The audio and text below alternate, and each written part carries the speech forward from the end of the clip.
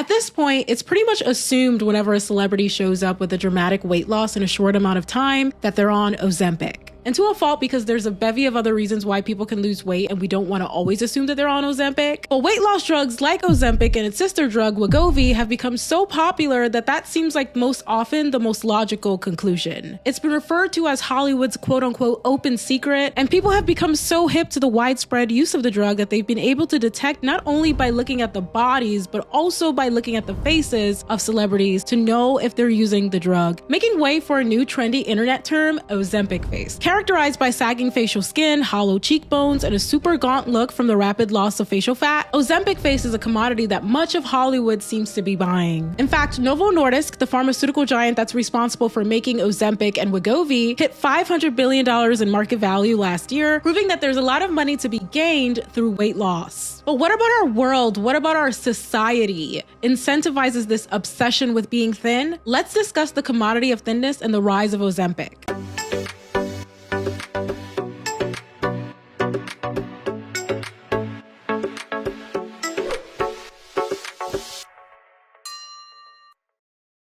I've spoken extensively about diet culture and particularly about Ozempic in the past on this channel, but as Ozempic has only grown to be more and more popular, I have some additional thoughts on the pervasiveness of the use of the drug. Diet culture is this phenomenon that glorifies thinness as the ultimate beauty standard. It's the ultimate marker of happiness and success, particularly if you're a woman. It promotes this idea that we have to constantly monitor our caloric intake in order to achieve the ideal body size. This culture has really given rise to a multi-billion-dollar weight loss industry that profits off of people's insecurities and perpetuates the cycle of discontent. Here's a short history of diet culture. Funeral director William Banting's 1863 publication, A Letter on Corpulence, popularized the idea of dieting for weight loss.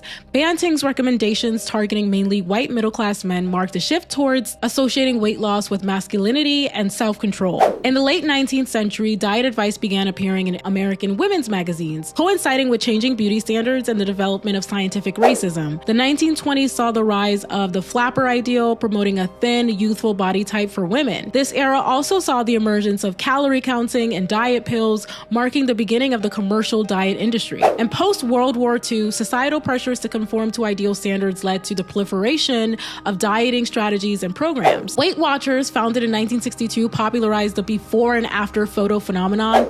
The 80s further fueled diet culture with the rise of exercise classes and diet foods. And the influence on media and body image in the 1990s and 2000s marked both the promotion of thin ideals and the increased awareness and, honestly, promotion of EDs. Though the 2010s saw a rise in the slim, thick beauty ideal, thinness as a marker of white upper-class womanhood always sat on top of the beauty hierarchy. Today, Ozempic is one of the most prevalent forms of payment in the beauty marketplace. Many celebrities who have been speculated of being on Ozempic have denied it, while others have been more forthcoming. Sharon Osbourne admitted to using Ozempic, saying that she lost more weight than she had expected, and now she's under 100 pounds. Her daughter Kelly, who's also recently lost a ton of weight, presumably due to Ozempic as well, says that anyone who's upset about Ozempic is just mad that they cannot afford it.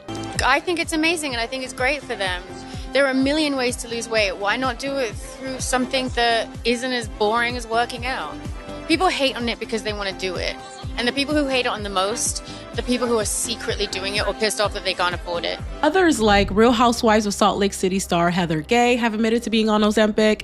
Chelsea Handler said she tried it and didn't like it. And Oprah Winfrey recently revealed her use of a weight loss drug, though she didn't specifically name Ozempic. A lot of people decry the use of Ozempic, saying that people should just love themselves. And I don't disagree, right? Of course, you should love yourself. I feel that we should always be challenging the societal norm. I feel like we should always be wanting to flip the status quo on its head. But that being said, we also have to live in a society. The society doesn't have to live in us. I understand that the pressure to be thin is a cross that's too much to bear for a lot of people, and that it's so much easier to reach for the quick fix in the form of Ozempic. It's much harder to practice a politic of radical self-love, of radical self-care, of resistance. After all, diet culture has a long history and present of being packaged and sold to us through the media. This is for the whale on the end. You said you have 5 kids, but have any of them popped out yet? I I've made a few videos about how children's shows perpetuate diet culture, let alone adult media. The examples are endless and exhausting. I'm a nostalgia girly. I love watching media from when I was growing up in the 90s and the 2000s. So much of the media that I enjoyed as a child, as a teenager, was so riddled with diet culture that even if you practice this radical self-love, there's so much diet culture propaganda in it that you can be so easily triggered all over again. And one of my personal favorite movies that I've referenced quite a bit on this channel just because of its sheer cultural relevance, Mean Girls. Regina George, unbeknownst to her, started taking weight gain protein bars and was considered to be fat for looking like this. The idea that making someone gain weight was seen as a prank, a way to embarrass and shame, sends a message loud and clear that weight gain is a bad thing, something to be feared and something to be avoided. In Bridget Jones' Diary, Bridget Jones was just 136 pounds, and throughout the entire movie, she was the butt of ugly and fat jokes. Who could forget Fat Amy from Pitch Perfect and the god-awful dehumanizing character that she was? Or how Hannah Marin in Pretty Little Liars was supposedly too fat to be a cheerleader and only became popular after she lost weight? A 2012 study, Fat Stigmatization in Television Shows and Movies, a content analysis, analyzed fat stigmatization in television shows and movies through a content analysis approach, focusing on quantifying and categorizing fat-specific commentary and humor. The researchers utilized targeted sampling to identify 135 scenes containing fat stigmatization from movies and TV shows spanning from 1984 to 2004. And results showed that fat stigmatization commentary and humor were predominantly verbal, directed towards another person. Male characters were found to engage in fat stigmatization 3 times more often than female characters. And this study found that this has a significant effect on the people who are watching, the consumers' self-esteem and eating behaviors. The media glorifies thinness while demonizing anyone that isn't thin, whether they're fat, whether they're thick, whether they're just average size. So those of us who grew up between 1984 and 2004 know all too well the prevalence of diet culture. And today, while we have made some strides, fat phobia and diet culture continue to be prevalent across social media. Lana Del Rey has been attacked relentlessly for her recent weight gain. There was a viral video in which people used her song Young and Beautiful, which for those of you who don't know goes, "Will you still love me when I'm no longer young and beautiful?" And they literally made a whole slideshow of pictures of her with her weight gain to make fun of her. And this video got hundreds of thousands of likes. Or how about Selena Gomez, who despite having an autoimmune disorder that causes weight gain, has been vociferously bullied online for her weight gain. I've seen people on social media saying that thank God Christina Aguilera got on Ozempic because girl was she fat. I'll be minding my own business just scrolling on social media and I am inundated with fat shaming of celebrities who've gained weight. And yes, celebrities are privileged, they're incredibly well off, but that does not make them superhuman, right? They're not immune to insecurities. So if I was in their shoes and I had to deal with the barrage of people attacking me for my weight, and I had enough money to have access to Ozempic, I probably would be tempted, if not find it completely irresistible, to get on Ozempic. And we also have to think about the timing of the rise of Ozempic. During the height of the pandemic, when we were all on lockdown, many people gained weight, including celebrities. It was around 2021 when people started speculating that people were on the drug. This was at a time when COVID numbers were starting to drop, film and television productions were being resumed, people had to be on camera again. Curiously, at that same time is when you see the rise of Ozempic. But at the same time, people who are diabetic are also being deprived of the drug that was meant for them because these celebrities are using it for cosmetic purposes, which absolutely I do think that that is wrong. But when you think about the daily onslaught of attacks that these celebrities are being subjected to, when you think about the way that thinness is normalized and idealized, it makes a lot of sense why people are reaching for this quick fix. The fact that we're all forced to live in this hegemonic state of thinness creates a lot of pressure and desperation for people to want to seek out these drugs. If you don't have a politic that's rooted in anti-misogyny, anti-diet culture, anti-sexism, anti-fat phobia, all of the above, then you can't have an expectation that people are just going to self-love themselves out of a state that encourages all of those things that I just mentioned. It's not just the media, it's also people who are supposed to be healthcare professionals who are pushing this narrative, because you do need a doctor to prescribe you Ozempic. You can't just get it over the counter counter from the store. So the doctors are also complicit in spreading this diet culture by prescribing these drugs to people who want it for cosmetic reasons and therefore depriving the people who actually need it for health reasons. I've seen so many women say that when they go to the doctor, they could have a broken leg and the doctor will be like, you need to lose weight. Have you tried losing weight? I mean, kind of, but there's no reason that I should be gaining Okay, how about weight. let's start with you just trying to lose weight. They can't wait to milk your insurance and write you an Ozempic prescription to line their own pockets. While doctors should be celebrated for some of the amazing work that they do, but doctors also need to be held accountable for the ways in which they push toxic ideologies on their patients as well. The next thing I want to talk about is the cost of Ozempic. Ozempic is set to cost anywhere from $900 a month to $1,300 a month. That is a lot of people's monthly rent, or a significant portion of monthly rent for a lot of people. Most normal people do not have the money to blow. And similarly to the rise of the BBL, where you saw so many women flying to unsafe places to get their BBLs done for cheap because they couldn't afford to get it done in the United States. And then they would have all of these adverse reactions, some of them even losing their lives, many of them being Black and brown women. So when a beauty standard becomes so normalized and so homogenized, you're going to see people, particularly people who are poor, also trying to achieve this beauty standard, but they're not going to have the money to achieve it in the safe way that rich folks are able to achieve it.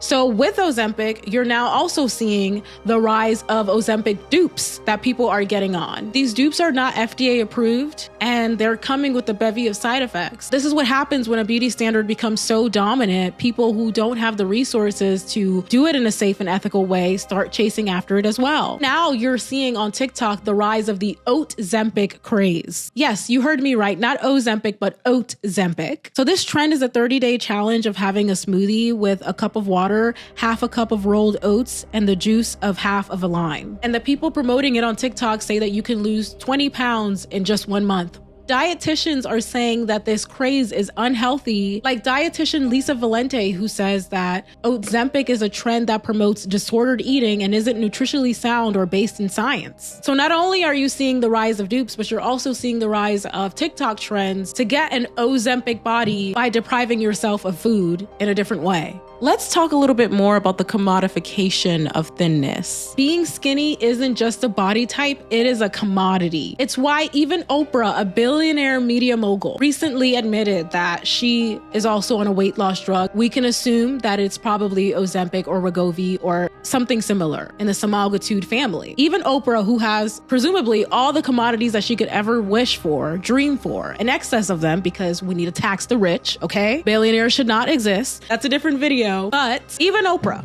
with all of the resources, everything that she has access to, she didn't have access to one commodity: thinness. As young girls, we are all sold the idea that thinness is the ultimate, most coveted commodity in the beauty marketplace. No one is immune to feeling insecure. So if you're having insecurities about your body and you feel like you're not where you want to be, you have to really ask yourself, is it your body or is it a society that you're inhabiting that's constantly pushing this message down your throat that your body is never good enough, so you have to go out and buy this weight loss product? And I've spoken about this in previous videos of mine. Desirability, the way that you look, affects your ability to get a job, affects the way that you're treated. We all know that people treat you differently based on what you look like. The closer you are to thinness, the better that people are going to treat you. So long as thinness is a form of capital to be traded in the marketplace of dating, of employment, of desirability, of social security for women,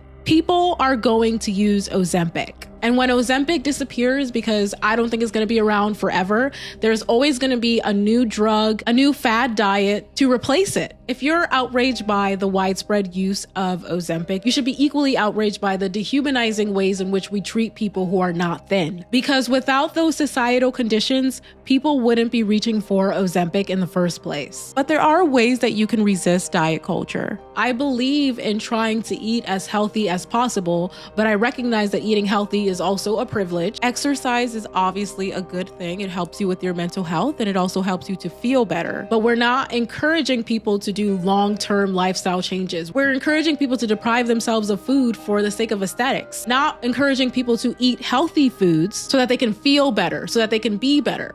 It's all about the cosmetic. It's all about the appearance. It's all about the superficialities and not about actually improving your life in a long-term way. Oftentimes, people are not concerned about the way that people got thin so long as they're thin. All people care about is the end result of thinness, and that is such a big problem. Meanwhile, when larger people do go to the gym, do try to exercise, people at the gym gawk at them and make fun of them. We have to reframe our culture. We need a paradigm shift in order to stop people from wanting to reach for Ozempic. On the one hand, I believe that it's very unhealthy to be promoting thinness as the ultimate beauty standard because most people don't have access to that. These are all arbitrary beauty standards.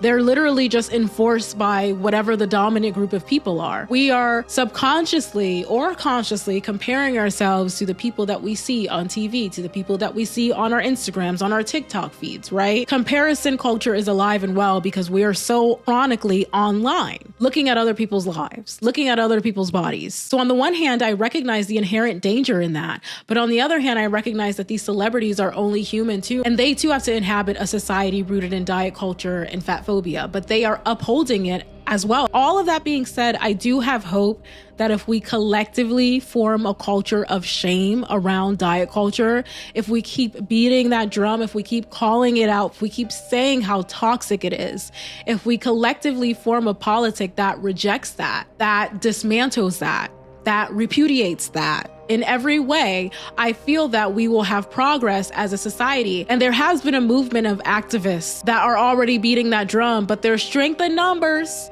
All of us have our parts to play in dismantling that. So thinness is a commodity, but if we all collectively decide that we are not purchasing it, we can go a long way. I'm not saying that it's going to be easy, but the things that are worth having in life are not easy. The things that are worth having in life, we have to fight for. We have to make ourselves uncomfortable.